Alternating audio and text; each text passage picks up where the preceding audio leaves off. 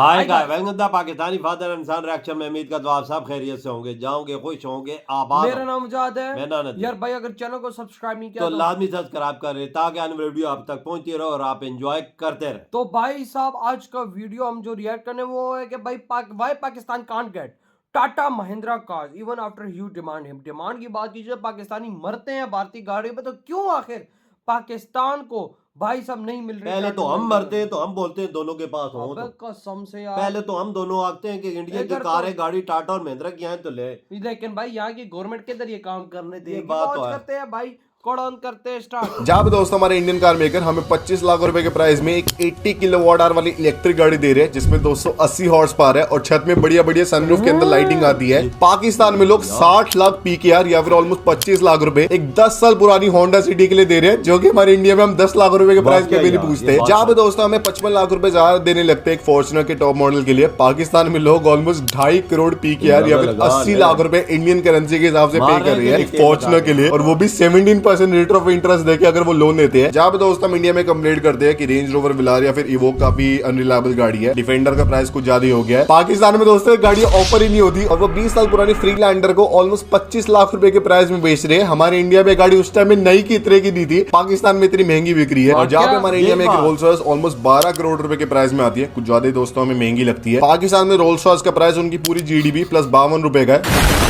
मतलब मजाक कर रहा हूँ। जिसकी वजह से अगर आप देखें पाकिस्तान में पिछले साल 2024 में टोटल मिला के 1,25,000 गाड़ियों की सेल्स हुई थी, जो कि दोस्तों हमारे पिछले 1.5 हफ्ते में हो गई है। या फिर जब महिंद्रा थार रॉक्स की बुकिंग स्टार्ट हुई थी तो 1 घंटे में इतनी गाड़ियां बुक हो गई थी।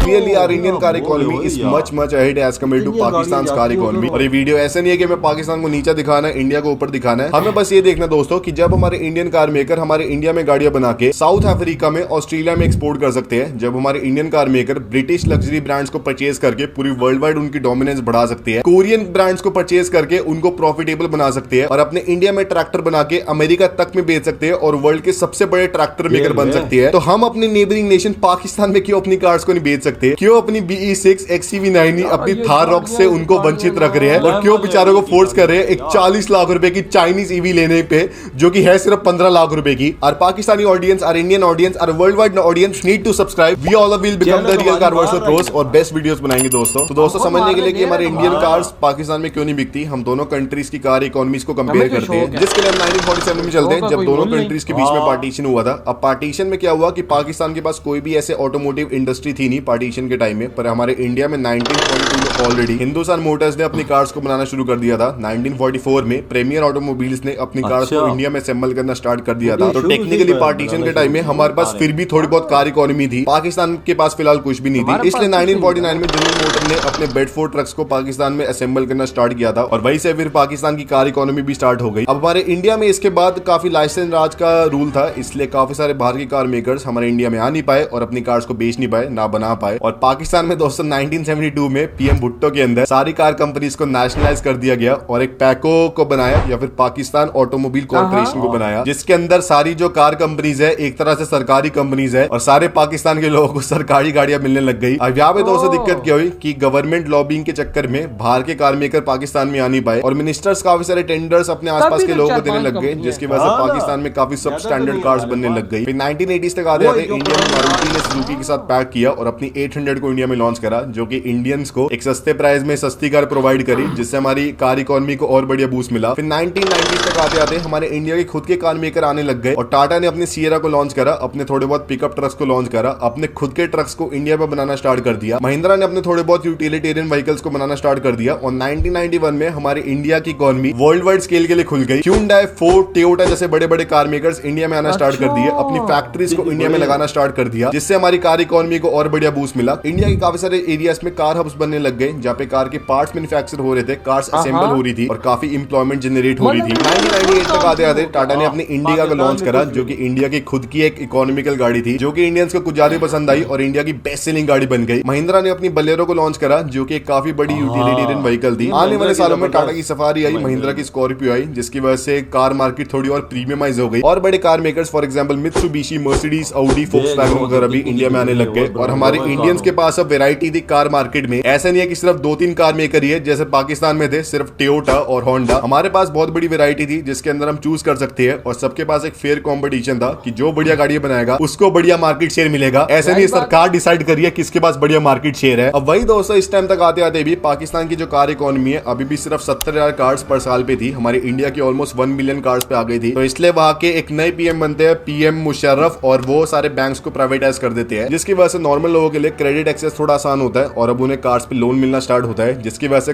पाकिस्तान की कार इकोनॉमी 70,000 गाड़ियों पे थी जो साल की अब ऑलमोस्ट 1,85,000 कार्स पे आ जाती है। और इसके बाद ही दोस्तों वर्ल्ड वाइड फाइनेंशियल क्रैश आता है और सारे गेन्स रोल बैक हो जाते हैं। पर वही इस टाइम में हमारी इंडिया की कार मार्केट रोल कर रही होती है। हमारे इंडियन कार मेकर बाहर की कार मेकर्स को परचेज करना स्टार्ट कर देते हैं, लग्जरी कार मेकर्स को परचेज करना स्टार्ट कर देते हैं। हमारे इंडियन कार मेकर्स बाहर अपने कार्स को, ट्रक्स को, कमर्शियल व्हीकल्स को एक्सपोर्ट करना स्टार्ट कर देते हैं। Indian car market was roaring at this time as compared to Pakistan car market, जिसकी वजह से पाकिस्तान थोड़ा लेफ्ट बिहाइंड फील करता है। और 2016 में वो ऑटोमोटिव डेवलपमेंट पॉलिसी को बनाते हैं जिसके अंदर उनका एम होता है कि 5 साल के अंदर अंदर पाकिस्तान की कार सेल्स को डबल करना है। साथ ही वो इंसेंटिव देते हैं काफी सारी कार मेकर्स को कि वो पाकिस्तान में अपनी फैक्ट्री को लगाएंगे तो उन्हें इंपोर्ट ड्यूटी कट मिलेगा, साथ ही में थोड़े टैक्स एडवांटेज मिलेंगे। साथ ही में वो गाड़ियों पर टैक्सेस को कम करते हैं। और उनका मेन एम था कि जो पाकिस्तान में 3 बड़े जापानीज कार मेकर है, टोयोटा, होंडा, सुजुकी, उनकी मोनोपोली को हटाना ताकि कस्टमर्स को बढ़िया गाड़ी मिल पाए। क्योंकि अगर आपको बताओ तो इस टाइम तक पाकिस्तान में एयर बैग्स भी नहीं आए थे गाड़ियों में। BS6 BS4 तो भाई भूल जाओ। और जो जापानीज कार मेकर है उन्होंने अपनी मोनोपोली बना रखी थी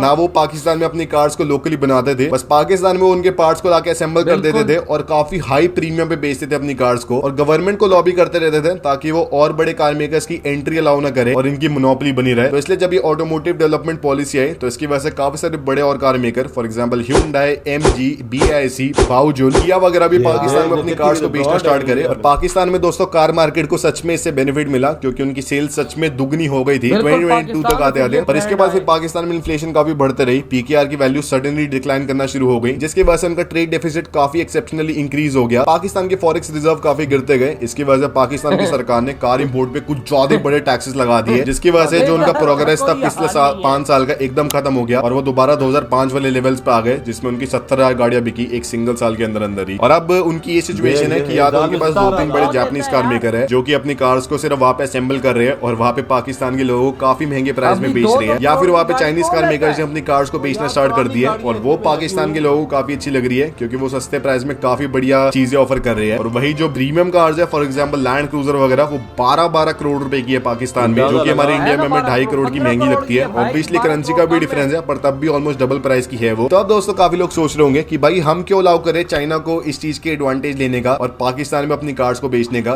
जब हमारे पास इतनी बढ़िया गाड़ी है टाटा की, महिंद्रा की या फिर बाकी सारे कार मेकर्स की। क्यों ना हम इन कार्स को इंडिया में बनाए, पाकिस्तान में एक्सपोर्ट करें ताकि वो लोग भी बढ़िया बढ़िया दोस्तों सस्ते प्राइस में थोड़ी डिसेंट गाड़ियां ले पाए और बेचारों को 15 लाख वाली गाड़ी 40 लाख में लेनी पड़े जो कि एक टोटल रिप ऑफ है। हम ही चाहते हैं भाई पाकिस्तान वाले लोगों को पता चले कि थार रॉक्स क्या होती है, थार क्या होती है और हैरियर के अंदर कितनी बढ़िया बिल्ड क्वालिटी है और लैंड रोवर का डीएनए क्या होता है। दोस्तों मजाक नहीं उड़ा रहा हूं मैं किसी का, मैं बस नॉर्मल भाई बता रहा हूं। तो इसका दोस्तों काफी सिंपल सा आंसर है जिसमें 1965 और 1971 वाली वॉर के बाद दोनों कंट्रीज के बीच में रिलेशनशिप्स काफी खराब हो गए थे और कोई भी ऑलमोस्ट बायलैटरल ट्रेड हो नहीं रहा था। पर दोस्तों 1996 में हमारे इंडिया की सरकार ने हाथ बढ़ाया और यूएन के अंदर पाकिस्तान को मोस्ट फेवर्ड नेशन का दर्जा दिया। हमारी इंडिया की सरकार ने दोस्तों काफी बड़ा दिल रखा। इन्होंने सोचा था भाई लड़ाई माफ करो, आगे बढ़ो भाई, ये छोटी मोटी चीजों में क्या रखा है, दोनों कंट्रीज बायलैटरल ट्रेड करेगी और दोनों कंट्रीज प्रॉस्पर होगी। और पाकिस्तान का भी दोस्तों थोड़ा बहुत पॉजिटिव रिस्पांस था इसके ऊपर, जिसमें पहले उनकी एक पॉजिटिव लिस्ट आया करती थी। अब इस पॉजिटिव लिस्ट का मतलब क्या था कि इसके अंदर 1900 आइटम्स थी और पाकिस्तान के अंदर सिर्फ ये 1900 आइटम्स ही आ सकती है इंडिया के थ्रू और इसके अलावा कुछ नहीं आ सकती। अब पाकिस्तान ने 2010 में पॉजिटिव लिस्ट को हटा के एक नेगेटिव लिस्ट निकाल दी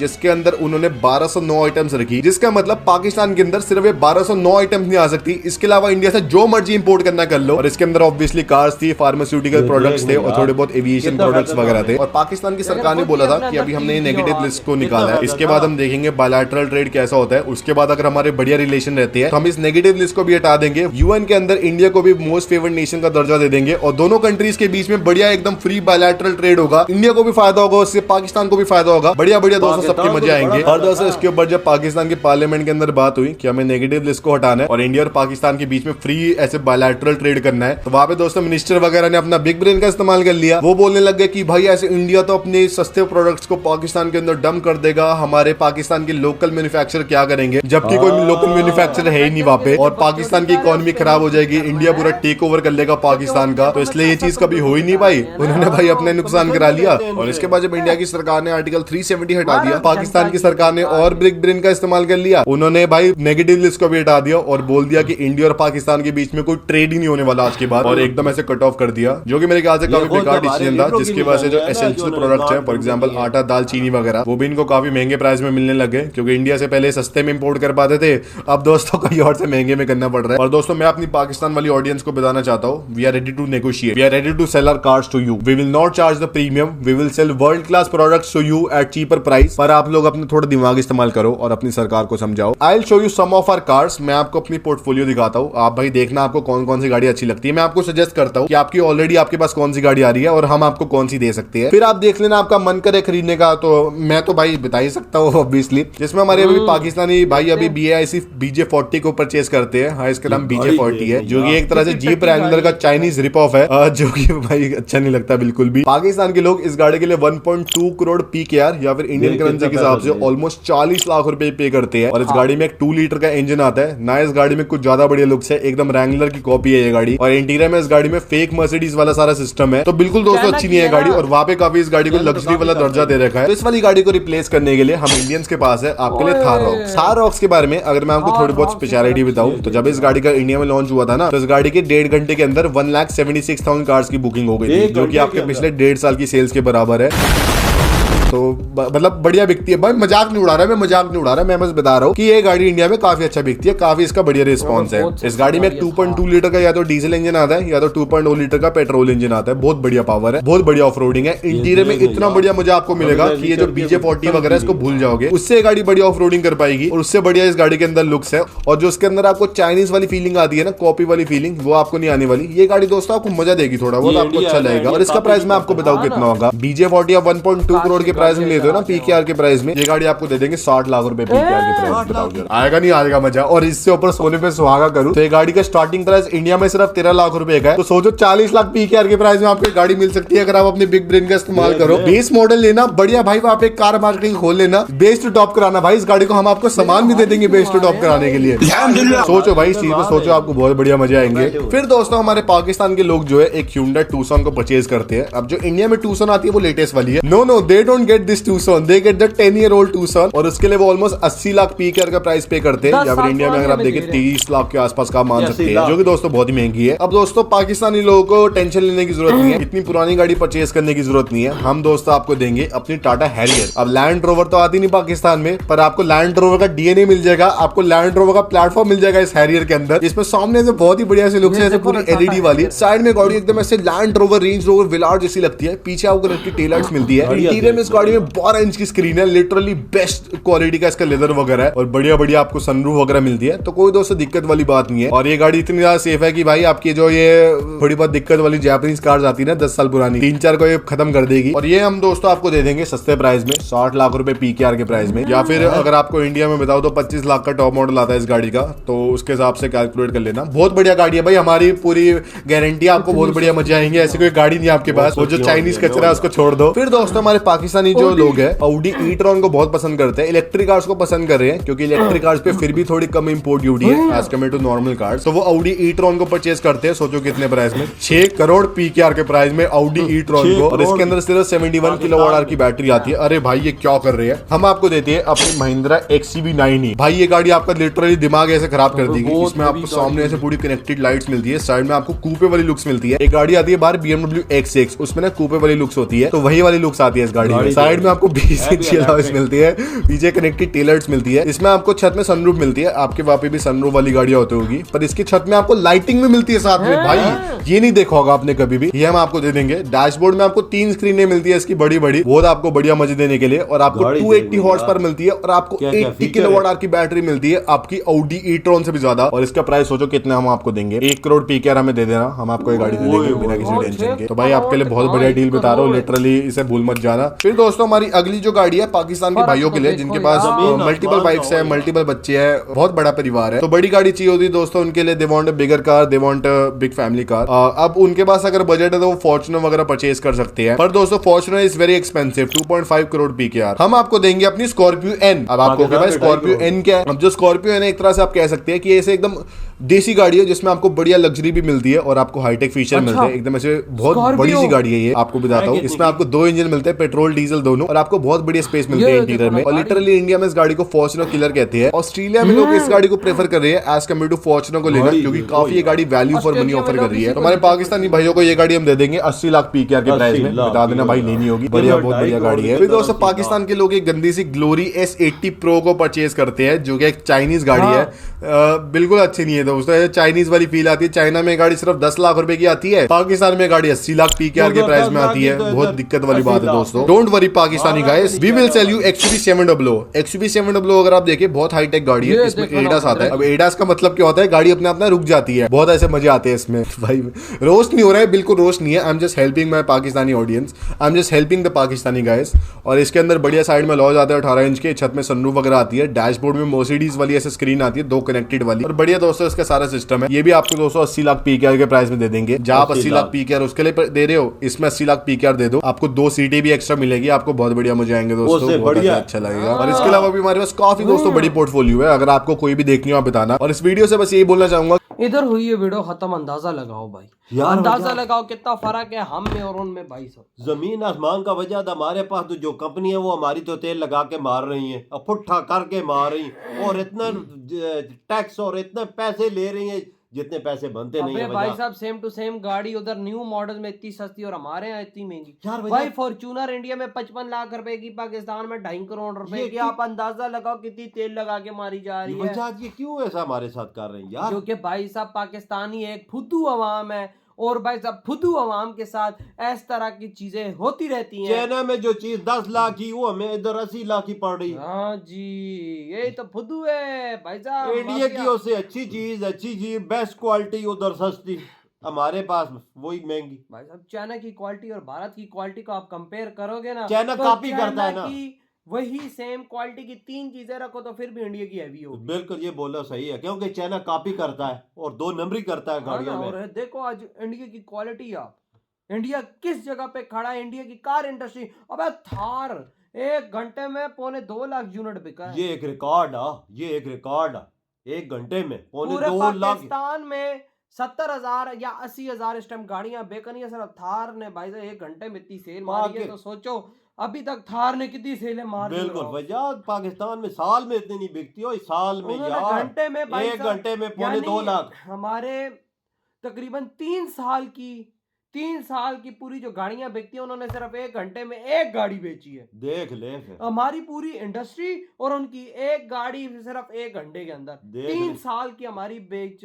लेकिन वही बात है ना, पाकिस्तान में बकचोदी इतनी है, यही गाड़ी पे टैक्स कम करके गाड़ी सस्ती करेंगे लोग और गाड़ियां ज्यादा लेगा, टैक्स भी इनको मिलता रहेगा, सब कुछ होगा। लेकिन नहीं यार भैया, ये चाहते सब कुछ हो सकता था। हम भी इंडिया से तलकात हमारे बेहतर होते थे, हम इंडिया से इंपोर्ट चीजें कर सकते थे, गाड़ियां महिंद्रा की, टाटा की, सब कुछ ला सकते थे ना। बड़े बकचोदी ये कंपनी की कमीशन माफिया बैठा हुआ है इधर, कमीशन देता है लाखों रुपए करोड़ों रुपए। वो चाहता है कि इंडिया इधर एंट्री मारे ना, ये तो भैया तो फिर चाहते कि इंडिया ना आए इधर। हाँ ना, यही तो वजह जिसकी वजह से आज इंडिया की गाड़ी पाकिस्तान में नहीं आ रही। देखो दुनिया बहुत डिमांड करते हैं कि भाई इंडिया की गाड़ी आए। मेरी बात सुन, अफ्रीका का कोई देश ऐसा नहीं जिधर इंडिया ने एंट्री ना मारी हो। यूरोप तक, ऑस्ट्रेलिया तक, भाई यूरोप के कई देश है जिधर इंडिया कब्जा करके ऑटोमोबाइल के सेक्टर में बैठा हुआ। महिंद्रा, टाटा सारे उधर अपने सेक्टर खोले हुए। तो भाई पाकिस्तान करीब तो नहीं आ सकता, बकचोदियां है ना सारी। वही ना, तो भाई आपके क्या थॉट इस बारे में? तेरी वीडियो तुम करते हो तो बाय।